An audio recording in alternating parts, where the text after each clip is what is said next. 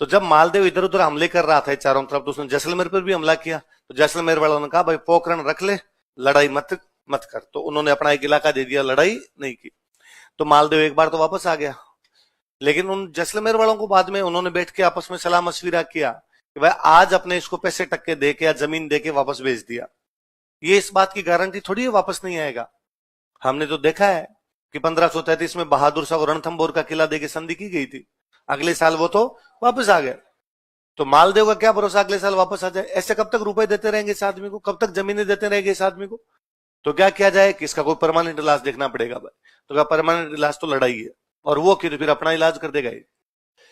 तो क्या किया जाए? तो लूणकरण की राजकुमारी है, राजकुमारी का नाम है उमा दे। क्या नाम है? तो किसी ने सलाह दी कि यार उमा दे की शादी मालदेव के साथ कर देते हैं, एक तीर से दो शिकार। ये तो जैसे उमा दे सुंदर राजकुमारी है, उमा दे के लिए हमें एक अच्छा राजा चाहिए, और मालदेव से बड़ा हिंदू राजा इस समय हिंदुस्तान में कोई भी नहीं। तो उमा दे की शादी यदि मालदेव के साथ होती तो इससे अच्छा कुछ भी होगा नहीं। दूसरा, यदि हम उमा दे की शादी मालदेव के साथ कर देंगे तो मालदेव अपना जवाई, तो फिर हमला नहीं करेगा, तो हमले से भी बच जाएंगे और राजकुमारी के लिए अच्छा वर भी मिल जाएगा। तो उमा दे का रिश्ता किसके लिए भेजा गया? मालदेव तैयार ही बैठता, उसने कहा मुझे लगन बताओ कब आना है, अपने ब्याह करने के लिए आ जाएंगे। कहते भाई नियत समय पे मालदेव जी अपनी बारात लेके जैसलमेर पहुंचे। मालदेव जी खूब यूं बारात के अंदर हाथी घोड़े ऊंट लिए हुए वहां जब जैसलमेर पहुंचे, तो लोग दूर दूर से देखने के लिए आए, घर के जोधपुर के राजा की बारात आई है, मालदेव जी की बारात आई है। जैसलमेर के किले में भी इस प्रकार की सारी बातें चले, कह रहे राजा की बारात आई हुई है, इतनी अच्छी बारात आई, इतनी बड़ी बारात कभी जैसलमेर ने पहले कभी देखी नहीं थी, राजा हाथी पे बैठा हुआ इतना सुंदर लग रहा था, चारों तरफ यूं बातें चले। शादी किसकी होने वाली है? उमा दे। राजकुमारी को लगे अरे यार मेरी शादी की इतनी बातें हो रही है, सब लोग बारात देख देख के आ रहे हैं और मेरे को बातें बता रहे हैं, पर चूंकि मैं दुल्हन हूं, मैं किले से बाहर जा नहीं सकती, इसलिए मैं तो बारात भी नहीं देख सकती। तो उसके मन में बारात देखने की। तभी किले की जो महिलाएं थी वो बारात का डेरा देखने के लिए चली गई। बारात का डेरा, डेरा समझते हो? जहां बारात रुकती है उस जगह क्या बोलते हैं? राजकीय प्राथमिक विद्यालय।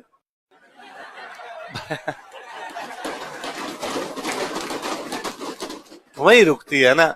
तुम यूं सीरियस हो गए थे फालतू में, है ना।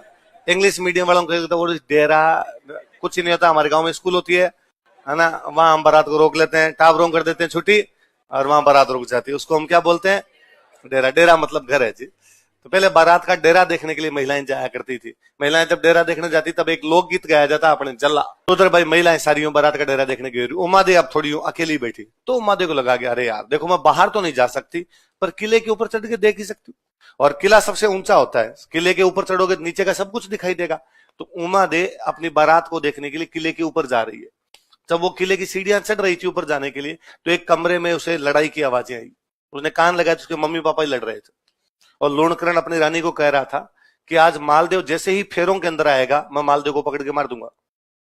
और रानी कह रही थी क्या बात करते हो, अपना जवाई काय का जवाई है, थोड़े दिन पहले आक्रमण करने के लिए आया था और डर के मारे बेटी देनी पड़ रही है, वरना इसका तो मैं मुंह नहीं देखूं। अब युद्ध में तो इसको मार नहीं सकते, आज फेरों में अकेला आएगा वहां पे मार देंगे। अरे अपनी बेटी विधवा हो जाएगी, उसने कहा सती कर देंगे, फिर इसको मारूंगा मैं आज, और यदि तू बोली ना किसी को बताया तो पहले तेरे को मारूंगा मैं। अब बेचारी वाता जोड़ी करेगी, मत करे ऐसे। उसने चुप बस। उमा दे ने जब ये बात सुनी तो अब बेचारी उसके समझ में नहीं आए कि एक तरफ उसके पिताजी हैं जो मालदेव को मारना चाहते हैं, एक तरफ मालदेव है जो उसको होने वाला पति है। तो उसको लगा अपने किसका साथ दें, पर उसे लगा कि हिंदू धर्म में सगाई अपने आप में आधा विवाह होता है, मेरी सगाई तो हो ही रखी है, ब्याह करने के लिए आया हुआ है, और मुझे किसका साथ देना चाहिए? मालदेव। और उसने मालदेव के पास समाचार भिजवाया कि मालदेव जी आज जब फेरों में आओ तो थोड़े सावधान रहना, आपके साथ विश्वासघात किया जा सकता है। मालदेव जी ने जैसे ही पर्ची पड़ी, मालदेव जी ने कहा थैंक यू, पहली बात तो मैं इनसे वैसे ही नहीं मरता, तूने बता दिया, थोड़ा और ध्यान रख ले। वो डाकी टाइप का आदमी था, ऐसे काय मरे वो। तो उसने कहा बाकी मैं मेरे हिसाब से देख लूंगा। तो जोधपुर से जो बारात गई हुई थी उसमें दो एक बॉडी बिल्डर टाइप के बंदे थे, उनको मालदेव ने कहा तुम दोनों का एक ही काम है, लूणकरण को फेरों में आने नहीं देना है, लूणकरण बाहर ही रहना चाहिए। उनका साहब चिंता ही मत करो। मालदेव जी फेरों के लिए अंदर गए। लूणकरण जब अंदर जाने लगा तो उन दोनों कहा अरे कहां जा रहे हो, इतनी दूर से बारात आई है, कोई बैठो दो घड़ी, कोई बातचीत करो, दो पैक लो, पैक बनाओ भाई, एक पैक बनाओ, लूणकरण जी के लिए पैक बनाओ।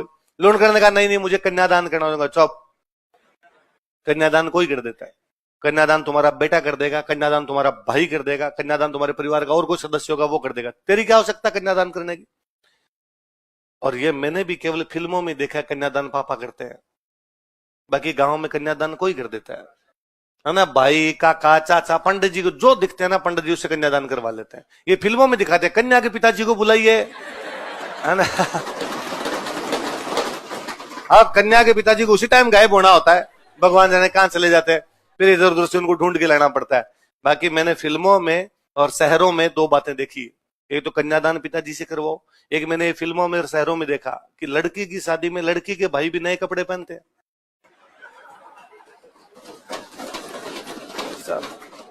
बहन की शादी, आप नए कपड़े छोड़ो, आपको 3 दिन नहाने का टाइम नहीं मिलता है, और यदि आप नए कपड़े पहन के घूमते हो तो आपके घर वाले कहते हैं ब्याह तेरे होगे, नहीं मेरा तो नहीं, तो तू क्यों तैयार होके घूम रहा है। और मान लो यदि पहन भी लिया आपने तो भी खराब होने हैं, क्योंकि वो काम वैसे कराएंगे कि भट्टी खोद, और आप भट्टी खोद रहे हैं, वो कहेंगे टेंट के वो रोप भाई, तो आप टेंट रोप रहे हैं। ये मैंने शहरों में देखा, कितने भले लोग हैं यहाँ पे, लड़की के भाई भी एकदम जोधपुरी कोट पैंट पहने हुए, ऊपर तक बटन बंद किए, मुझे लगता है इनके काम कौन करता है। फिर धीरे धीरे समझ में आएगा इनके पास रुपए हैं, तो इनके पास वेटर वगैरह होते हैं वो काम कर लेते हैं, अपने पास वहां पे इतने रुपए नहीं है, इसलिए अपने लगता है हम खुद काम करेंगे, और अपने लगता है नहीं बहन की शादी में भाई काम करेगा तो कौन, नहीं करेगा तो कौन करेगा, क्योंकि अपने पास दूसरे संसाधन है नहीं। फिर मुझे लगता है अब तो फिर भी थोड़ा बहुत ठीक हो गया, कम से कम हलवाई तो बुला रहे हैं, वरना पहले मेरे याद है गांव में हलवाई आते, हलवाई जी का काम इतना होता था कि बूंदी निकाल दो, शादी के नाम पे लड्डू बूंदी हुआ करती, तो आप तो बूंदी बूंदी निकाल दो, तो बूंदी बूंदी निकाल देते, बाद में टाबरों को बिठा दे लड्डू बनाओ, और वैसा सारे दिन बड़े बड़े लड्डू बनाते। ये ना बाइसेप और ट्राइसेप दोनों मछलियां बनी हुई रहती थी, और यूं शाम को तो हाथ करड़े हो जाते थे, ऐसे नहीं ऐसे ऐसे करने पड़े आग, पर फिर भी उनमें मजा आता था कि कोई नहीं, बनाते बनाते बीच में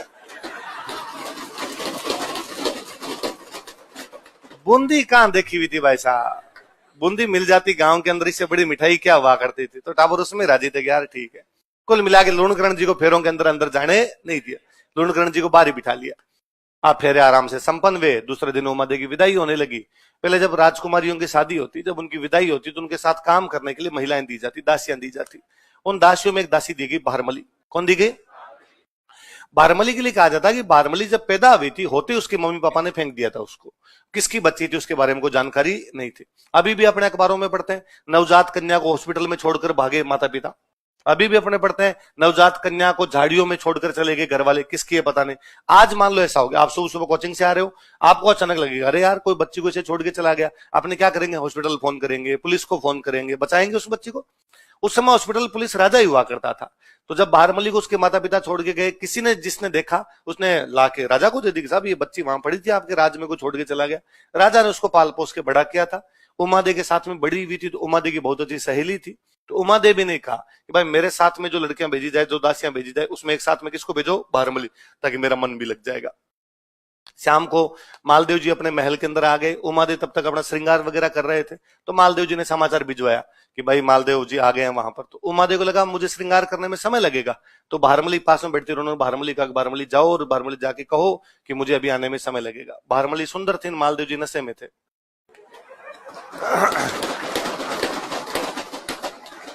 ये बात उमादेवी को पता चली, उमादेवी ने कहा लिचड़ आदमी, कोई ऐसे कैसे कर सकता है। और उसने कहा इस आदमी का तुम आज के बाद मुंह भी नहीं देखो। उसने वास्तव में मुंह नहीं देखा, उसने केवल फेरे लिए थे।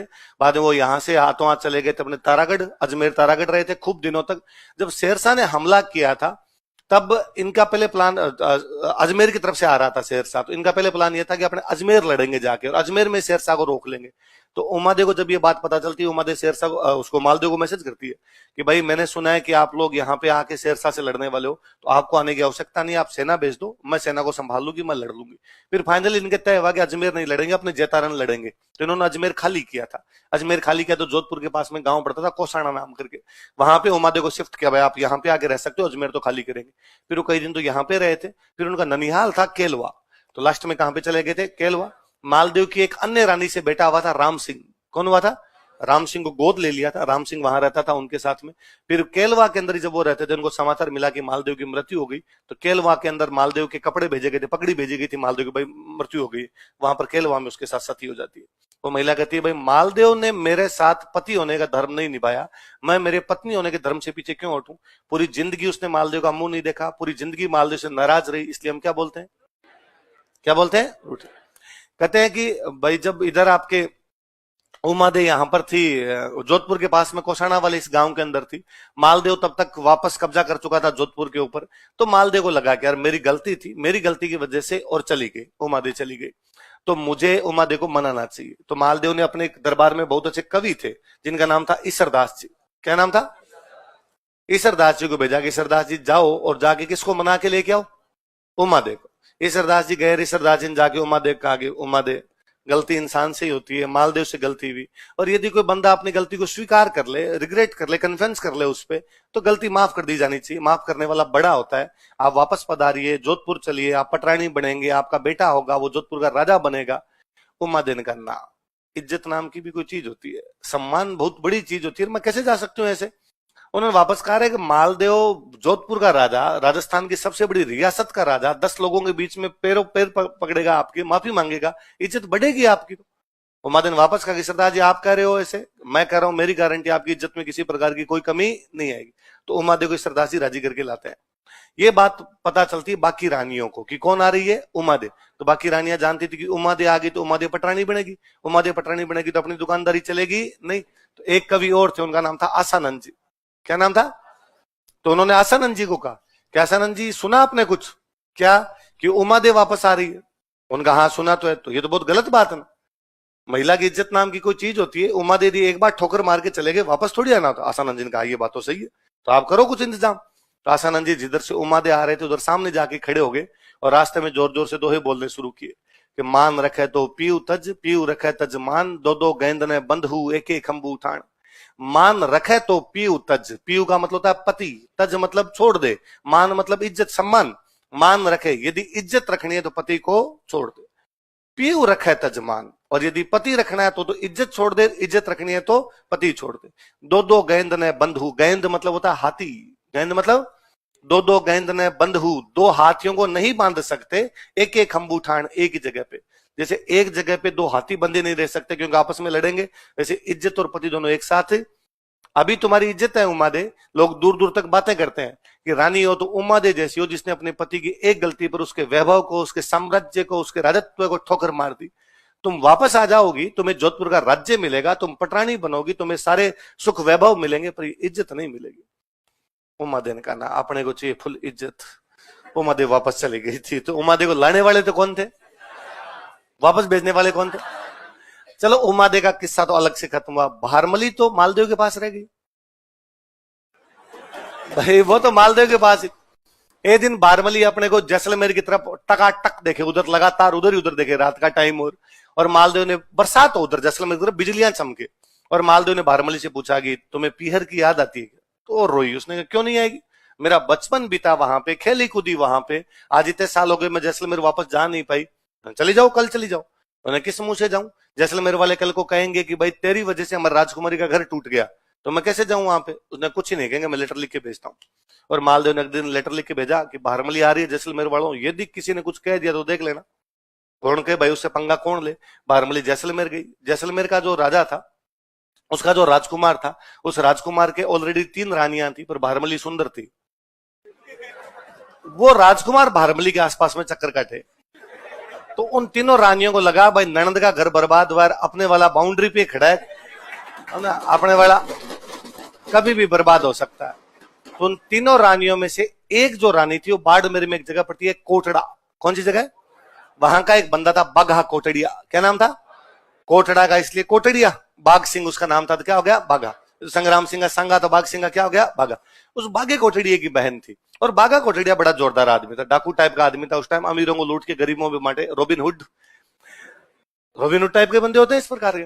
तो उन तीनों रानियों ने आपस में बातें की कि भाई तेरा भाई बाघा कोटड़िया इस मुसीबत से निकाल सकता है अपने को, वरना अपना घर बर्बाद हो जाएगा।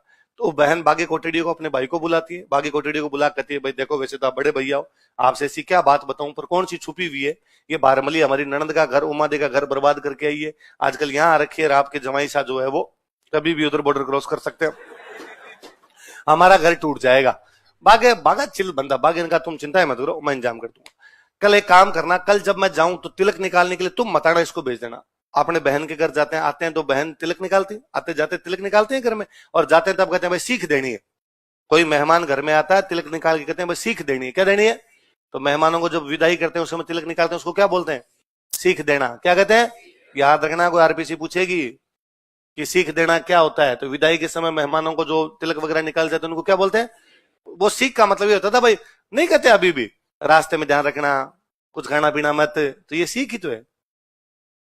अभी तो घर वाले कहते ही होंगे आपको, आप आ रहे हो, अब तो क्या पता कहते, पहले तो हमें तो वैसे और कहते थे बस में से हाथ बाहर मत निकालना है ना, कोई बिस्किट खिलाए तो बिस्किट खाना पहले ये था लूट लेगा कोई इनको, है क्या अपने पास लूटने के लिए? रुपए 150 जेब के अंदर है, क्या लूटेगा रहे इनका? अपने तो खुद ही मगो, इधर उधर देख रहेंगे और किसी को मिल जाता अपने लूटे।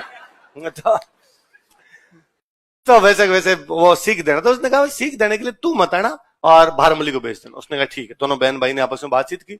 अगले दिन बागा सुबह सुबह उठा, उठते ही सुबह बिना मुंह धोए बिना चाय पिए अपने ऊंट पे जाके बैठा।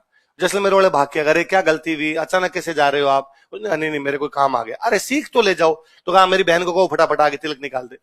अंदर जाके उसकी बहन का, भाई आप तुम्हारा भाई जा रहा है, बागा तिलक निकाल दो उसके। तो उसने यूं नाटक किया, उसने कहा अरे मैं तो नहाई नहीं, मैं तो ओढ़नी किधर चली गई, पूजा वाली थाली कहां पर है?